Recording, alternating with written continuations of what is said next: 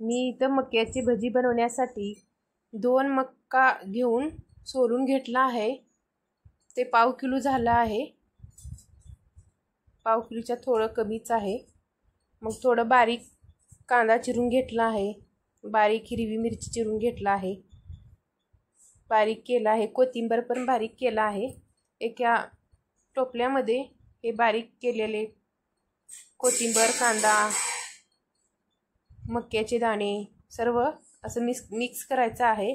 त्यातच आपल्याला 1 वाटी बेसन, अर्धी वाटी तांदळाचं पीठ, कोथिंबीर, चवीनुसार मीठ, जिरे पावडर, ओवा, धने पावडर, थोडंसं पाणी घालून छान असं मिक्स करून घ्यायचं आहे।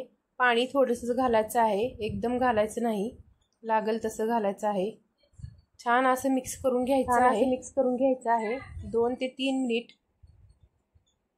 मिक्स करून घ्यायचं आहे।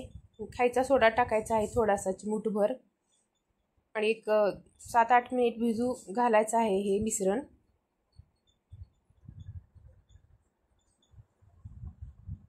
कढईमध्ये तेल टाकून घ्यायचं आहे। तेल छान गरम झालं आहे। लो गॅसवरच ठेवायचं आहे। भजी कसं आपण तेलामध्ये सोडतो तसं हे पण सोडायचं आहे। छान असं फ्राय करून घ्यायचं आहे। एक 7-8 मिनिटं छान असं फ्राय करून घ्यायचं आहे मध्यम आचेवर।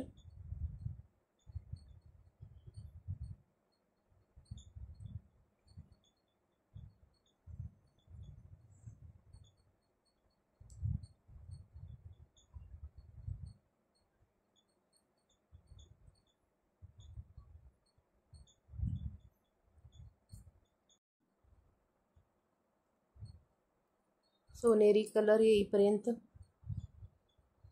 फ्राय करून घ्यायचा आहे। असं तुम्ही एकदा करून पहा कॉर्न भजी।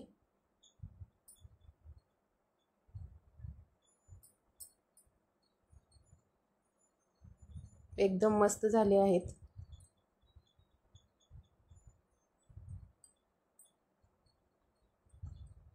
व्हिडिओ आवडला असेल तर लाईक, कमेंट आणि शेअर करा।